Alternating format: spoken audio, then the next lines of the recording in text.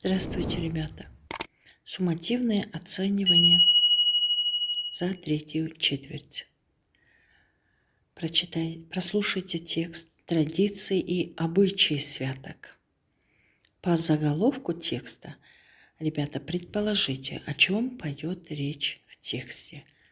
Конечно, в тексте пойдет речь о рождественских святках, о традициях и обрядах, которые проводятся в праздничные дни, возможно, о гаданиях девушек на жениха. Прослушайте текст. Весь период рождественских святок можно поздравлять друг друга с праздником Рождества Христова, ходить в гости и дарить подарки.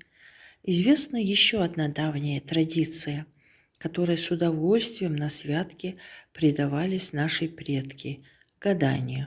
Считалось, что, проведя особый ритуал, можно заглянуть в будущее, привлечь суженого, предсказать погоду или же получить ответы на волнующие вопросы.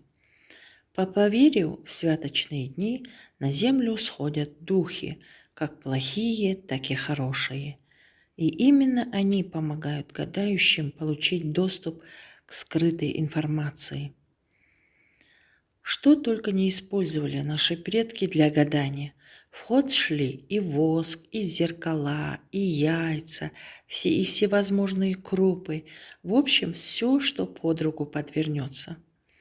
Было и то, что в святочные дни делать категорически не рекомендовалось.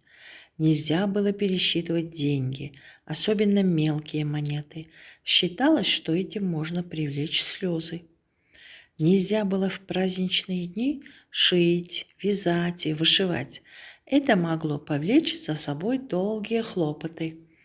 Начинать новые дела в святки и совершать крупные покупки тоже не стоило. Считалось, что злые духи, которые активны в это время, могут все испортить и навлечь беду. Выполним, ребята, задание по прослушанному тексту. С какой целью, согласно тексту, проводились гадания? Укажите 2 примера. Чтобы заглянуть в будущее, гадали, привлечь суженого, предсказать погоду. Кто помогает гадающим получить скрытую информацию?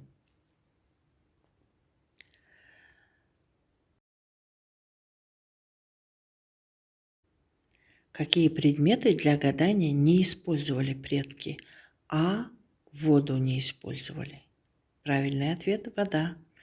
Какой фразеологизм соответствует значению случайно оказываться около кого-либо, так что легко взять воспользоваться? Ответ В – под руку подвернется. 6-й вопрос. Что разрешалось делать в святочные дни? Ответ С – ходить в гости друг к другу. Это были задания по прослушиванию, на слушание. Говорение.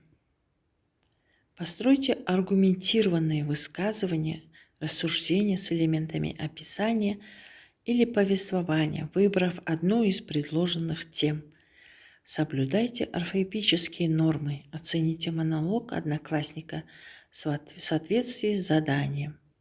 Время на подготовку 5 минут, время для выступления 2 минуты. Всего 8 баллов. Вы должны, ребята, выбрать одну из тем и построить рассказ. Как я отношусь к традициям и обычаям моего народа? Почему важно иметь хобби? Третья тема – мой выбор – классическая или современная музыка.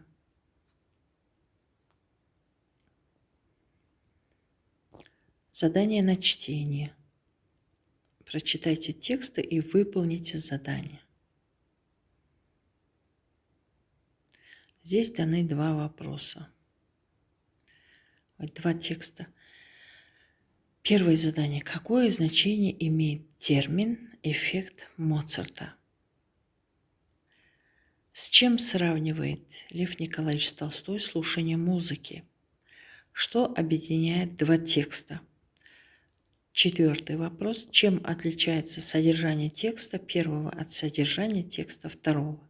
Подтвердите примерами из текста. Определите цели текстов первого и второго. Ответ на первый вопрос. Благотворное воздействие музыки на умственные и физические способности человека. Ответ на второй вопрос. С погружением в сон. Третий ответ. Тексты объединяют общая тема влияния классической музыки на человека. В первом тексте говорится о влиянии музыки на интеллект, а во втором тексте о влиянии музыки на эмоции, настроение человека. Пятый вопрос. Текст первый рассказать о роли музыки в жизни человека. Текст второй рассказать о роли музыки в жизни писателя Льва Николаевича Толстого. Задание для письма. Напишите эссе-рассуждение с элементами повествования или описания, объем 80-100 слов, выбрав одно из приведенных ниже высказываний. Пишите в соответствии с нормами языка. Вы выбираете одну из тем и пишете эссе. Первая тема. Если у человека нет ни одного подлинного увлечения, он подобен деревянному идолу, стоит там, где его поставили. Вторая тема. Мир без музыки, что птица без крыльев. Третья тема. Народ, не знающий своих традиций, не имеет будущего.